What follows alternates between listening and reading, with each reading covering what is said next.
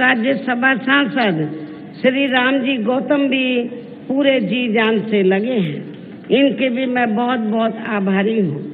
और अब मैं यहाँ हो रहे विधानसभा चुनाव में ये कहना चाहूँगी कि हमारी पार्टी ये चुनाव आपके तेलंगाना स्टेट की अधिकांश विधानसभा की सीटों पर अकेले अपने बलबूते पर ही पूरी तैयारी व दमदारी के साथ ये चुनाव लड़ रही है। अर्थात हमारी पार्टी ने इस चुनाव में या किसी भी पार्टी के साथ किसी भी प्रकार का कोई भी चुनावी समझौता आदि नहीं किया है। इसके साथ ही हमने बीएसपी से जुड़ने की तादाद को ध्यान में रखकर फिर उसी अनुपात में ही यहाँ सर्व समाज के लोगों को टिकट भी दिए हैं। लेकिन अब मैं आप लोगों का ध्यान यहाँ हो रहे विधानसभा चुनाव में अपनी पार्टी बीएसपी को कामयाब बनाने के लिए कुछ जरूरी बातों की तरफ दिलाना चाहती हूँ। और इस संदर्भ में सबसे पहले मैं आप लोगों को ये कहना चाहूँगी कि अपने देश को आज़ाद हुए व भारतीय संविधान को भी लागू हुए अब यहाँ वर्षों बीत चुके हैं। लेकिन दुख की बात यह है कि इस लंबी अवधि में भी यहाँ सभी विरोधी पार्टियों की रही सरकारों में आपके प्रदेश सहित पूरे देश में भी सर्व समाज में से विशेषकर दलितों, आदिवासियों, पिछड़े वर्गों, मुस्लिम व अन्य धार्मिक अल्पसंख्यकों के साथ साथ गरीबों, मजदूरों, किसानों, व्यापारियों एवं अन्य मेहनतकश लोगों का भी सही से विकास व उत्थान आदि नहीं हो सका है। जिनकी सरकारों की नीतियों व कार्यशैली को अब इन्हें और ज्यादा आजमाने की जरूरत नहीं है। और इस मामले में खासकर मैं एससी, एसटी व ओबीसी वर्गों के लोगों को ये भी बताना जरूरी समझती हूँ कि इन्हें परम पूज्य बाबा साहब डॉक्टर भीमराव अंबेडकर के कड़े संघर्ष एवं अथक प्रयासों से भारतीय संविधान के तहत मिले कानूनी अधिकारों में से खासकर सरकारी नौकरियों में जो आरक्षण की सुविधा मिली है तो उसे भी यहाँ शुरू से ही इन वर्गों के प्रति हीन व जातिवादी मानसिकता रखने वाली सभी विरोधी पार्टियों की रही सरकारें प्रभावहीन बनाने में तथा इसे अब धीरे धीरे खत्म करने की भी पूरी कोशिश में लगी हुई है। यही मुख्य वजह है कि देश में आजादी के बाद व शुरू में केंद्र व अधिकांश राज्यों में भी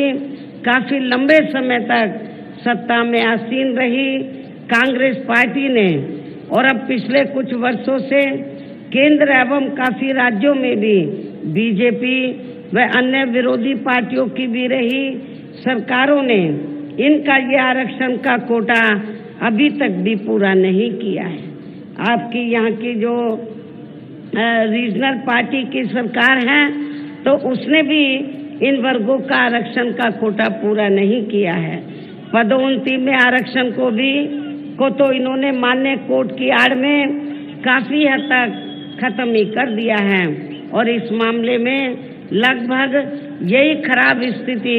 हमें यहाँ आपके तेलंगाना स्टेट में भी देखने के लिए मिल रही है। इसके साथ ही अब इन वर्गों के लोगों को प्राइवेट सेक्टर में आरक्षण दिए जाने की व्यवस्था किए बिना ही केंद्र व राज्यों में भी ज्यादातर सरकारी कार्य यहाँ प्राइवेट सेक्टर के जरिए देश के अधिकांश बड़े बड़े पूंजीपतियों व धन्ना सेठों को ही दिए जा रहे हैं, जिसके कारण अब पूरे देश में इन वर्गों के लोगों को आरक्षण का बहुत कम ही लाभ मिल पा रहा है। और इससे अब पूरे देश में एससी व एसटी के साथ साथ ओबीसी वर्गों को भी काफी ज्यादा नुकसान हो रहा है। जबकि ओबीसी वर्गों के लोगों को ये भी मालूम होना चाहिए कि इन्हें मंडल कमीशन की रिपोर्ट के तहत आरक्षण की ये सुविधा केंद्र में कांग्रेस पार्टी की रही सरकार में नहीं मिली है। बल्कि बीएसपी के कड़े संघर्ष एवं अथक प्रयासों से ही केंद्र में रही श्री बीपी सिंह की सरकार में इन्हें ये सुविधा मिली है, जिसका अब यहाँ जातिवादी विरोधी पार्टियों की सरकारें इन्हें पूरा लाभ नहीं दे पा रही हैं। इसके साथ ही श्री बीपी सिंह की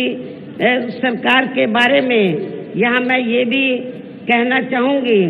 कि जब अंग्रेजों के जाने के बाद केंद्र में कांग्रेस पार्टी सत्ता में आई, लंबे अरसे तक सत्ता में रही, परम पूज्य बाबा साहब डॉक्टर अंबेडकर ने देश का संविधान बनाया, तो उस समय बाबा साहब के अनुयायियों ने तो केंद्र की सरकार से तो ये रिक्वेस्ट किया था, ये अपील की थी, ये मांग की थी, ये गुजारिश की थी कि बाबा साहब डॉक्टर अंबेडकर को भारत रत्न की उपाधि से सम्मानित किया जाए। लेकिन कांग्रेस पार्टी ने तो बाबा साहब को भारत रत्न की उपाधि से सम्मानित नहीं किया। इसके बाद फिर बीएसपी के अथक प्रयासों से ही श्री बीपी सिंह की सरकार में इन वर्गों के मसीहा परम पूज्य बाबा साहब डॉक्टर भीमराव अंबेडकर को भी यहाँ भारत रत्न की उपाधि से सम्मानित किया गया, जिसके लिए वो हर प्रकार से पात्र भी थे, जो बहुत पहले ही इनको ये सम्मान मिल जाना चाहिए था, जिसके लिए विशेषकर कांग्रेस पार्टी प्रमुख तौर से जिम्मेवार एवं कसूरवार भी है। इससे इन वर्गों के प्रति इस पार्टी की हीन व जातिवादी मानसिकता साफ झलकती है, जिसने फिर इनके कारवां को आगे बढ़ाने वाले व हर मामले में समर्पित व्यक्तित्व मान्यवर श्री कांशीराम जी के देहांत होने पर केंद्र में रही इसी कांग्रेस पार्टी की सरकार के चलते इनके सम्मान में एक दिन का भी राष्ट्रीय शोक कांग्रेस पार्टी की सरकार ने घोषित नहीं किया था, जबकि उस समय केंद्र में कांग्रेस पार्टी पावर में थी। यहाँ मैं इन वर्गों के मामले में ये भी कहना चाहूँगी, केंद्र द्वारा अभी हाल ही में देश की लोकसभा व राज्य विधानसभाओं में महिलाओं को जो 33% आरक्षण देने की व्यवस्था की गई है, तो उसमें SC, ST व OBC वर्गों की महिलाओं को अलग से कुछ भी आरक्षण नहीं दिया गया है। इतना ही नहीं, बल्कि इन वर्गों के लोगों को जुल्म जाति से निजात दिलाने के लिए जो भी अनेकों नियम व कानून आदि बने हैं, तो उन पर भी केंद्र व अधिकांश राज्यों की भी सरकारें सही से अमल नहीं कर पा रही हैं, जिससे अब यहाँ खासकर SC व ST वर्गों के ऊपर शोषण करने वाले लोगों का मनोबल और भी ज्यादा बढ़ा है।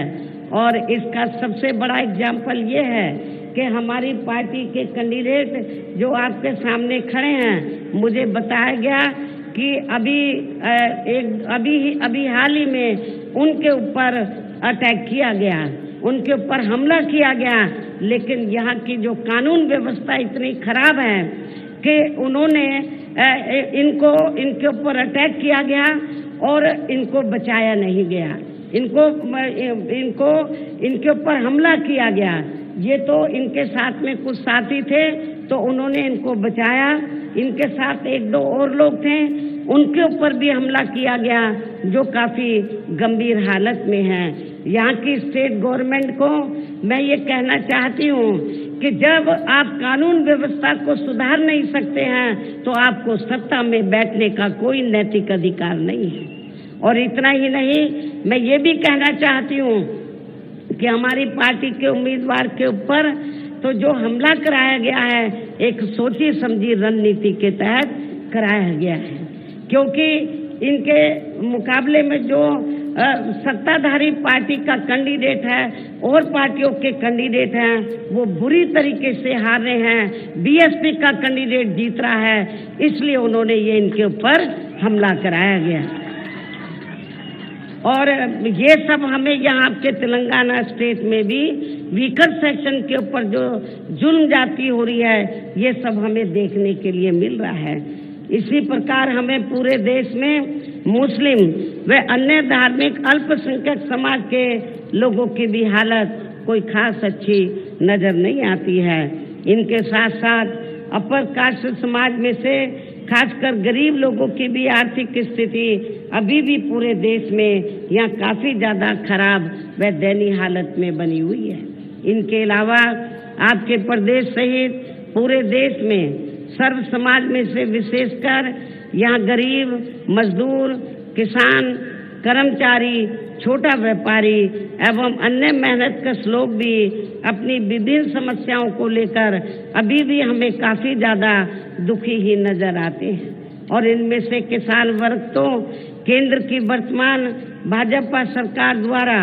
बनाई गई उनकी गलत नीतियों के कारण काफी ज्यादा परेशान व आंदोलित भी रहा है। लेकिन इन सब की मुख्य वजह हमारी पार्टी केंद्र व आपके तेलंगाना स्टेट में भी यहाँ अब तक की रही सभी सरकारों की जातिवादी, पूंजीवादी व संकीर्ण मानसिकता के तहत बनाई गई उनकी गलत नीतियों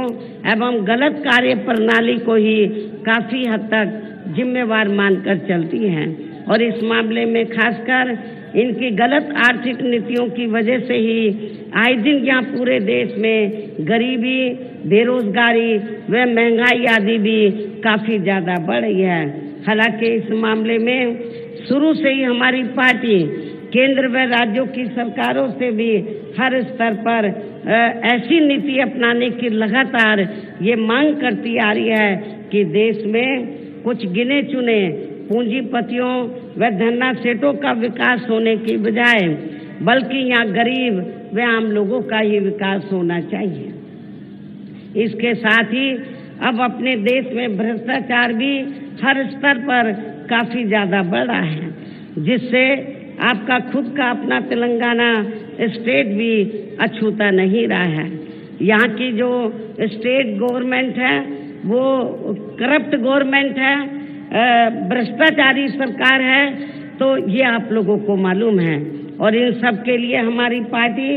आजादी के बाद से लेकर अभी तक केंद्र व देश के अधिकांश राज्यों में तथा आपके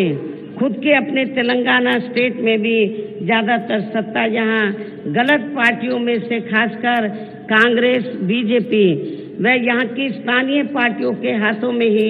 आने को मानकर चलती है। और इन सभी विरोधी पार्टियों को हमारी पार्टी इसलिए भी जिम्मेवार मानकर चलती है क्योंकि आजादी के बाद से लेकर अभी तक लगभग ये सभी विरोधी पार्टियां केंद्र व देश के अधिकांश राज्यों में भी ज्यादातर यहाँ बड़े बड़े पूंजीपतियों व धन्ना सेठों की आर्थिक मदद से ही सत्ता में आती रही हैं। और सत्ता में आ जाने के बाद फिर ये पार्टियां अधिकतर मामलों में अपनी आर्थिक एवं अन्य सभी नीतियां यहाँ जनता की समस्याओं को दूर करने के हिसाब से तैयार नहीं करती हैं, बल्कि देश के उन बड़े बड़े पूंजीपतियों व धन्ना सेठों को ही फायदा पहुंचाने के हिसाब से अपनी अधिकांश नीतियां तैयार करती हैं, जिनके धन व बल से चुनाव लड़कर ज्यादातर ये पार्टियां केंद्र व आपके राज्य सहित देश के अन्य राज्यों में भी अभी तक यहाँ सत्ता में आती रही हैं,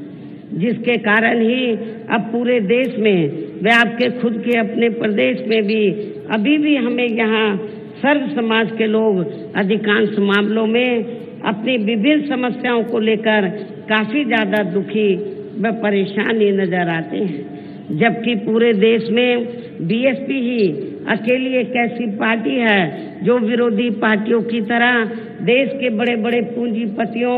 व धन्ना सेठों की आर्थिक मदद से नहीं बल्कि अपनी पार्टी के ही आम कार्यकर्ताओं की आर्थिक मदद से चुनाव लड़कर यहाँ केंद्र व राज्यों की सत्ता में आना चाहती है।